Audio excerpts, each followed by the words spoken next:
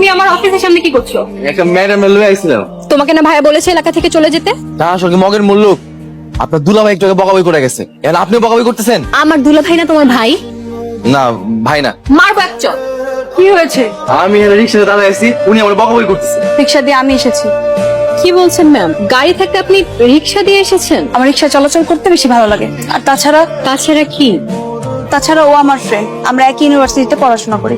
কি বলছেন ম্যাম? এরকম খ্যাত গাইয়া রিক্সা চালক আপনার ফ্রেন্ড? মানুষকে সম্মান করতে শিখি। যান এখন অফিসে যান। যাচ্ছি ম্যাম।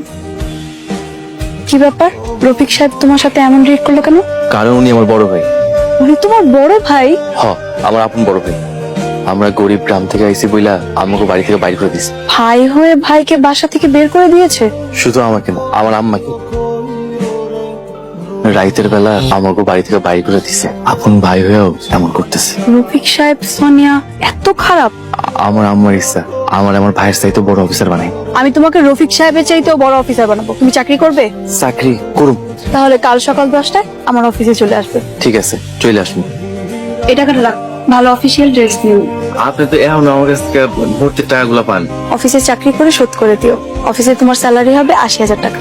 80,000 টাকা? এই সুখবরটা আমার গিয়া দেই। আচ্ছা ঠিক আছে, তুমি আন্টিকে সুখবরটা দাও আর কাল ঠিক সময় মতো চলে এসো। এখন চলো। আম্মা, মামা, হ্যালো মামা। কি হয়েছে রে কাশেম?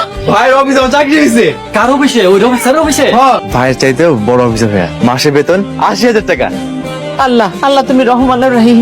আমি সবারই কয়ে বেড়ামো আমার ভাগ্য মস্ত বড় অফিসার। এতদিনে আমার স্বপ্ন পূরণ হইল। বাজান, চাকরি কেমনে পাইলি? তোমার এত বড় সুযোগ দিল কেডা? যে ম্যাডাম আমার ভর্তি করেছিল এই ম্যাডামের অফিস, তিনি আমার চাকরি দিচ্ছেন। মায়েদের একদিন আমগো বাড়িতে নিয়ে আইস। কিন্তু আপা, এই মায়াটার এই বস্তির মতো আনা ঠিক হইব? আইতে কইলে আইব, তার কোনো অহংকার নাই।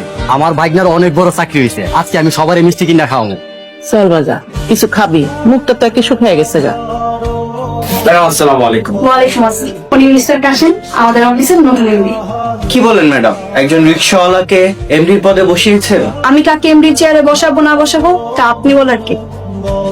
Sorry madam. কাশেম রিক্সা চালিয়ে ভার্সিটিতে পড়াশোনা করে, তার যোগ্যতা আছে এমডি হওয়ার। সোনিয়া, জি ম্যাম।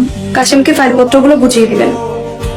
যাকে আনস্মার্ট গাইয়া খ্যাত বলতাম তাকে আমার স্যার বলতে হবে? আমার ছোট ভাইকে স্যার বলতে হবে, যাকে বাসা থেকে বের করে দিয়েছিলাম? কাশেম চল, তোমার চেয়ারে বসো। রফিক সাহেব। জি স্যার। ফাইলগুলো নিয়ে আসুন। জি স্যার। সোনিয়া, কাশেম সাহেব কি লাঞ্চ করবে সে দায়িত্ব আপনার। জি ম্যাম। কাশেম থাকো, কোনো সমস্যা হলে আমাকে জানিও। আমি এখন আসি। Okay ma'am. আমাকে ম্যাম বলতে হবে না, অহনা বলবে। জি। হ্যাঁ, কেমন চলছে কাজকাম? স্যার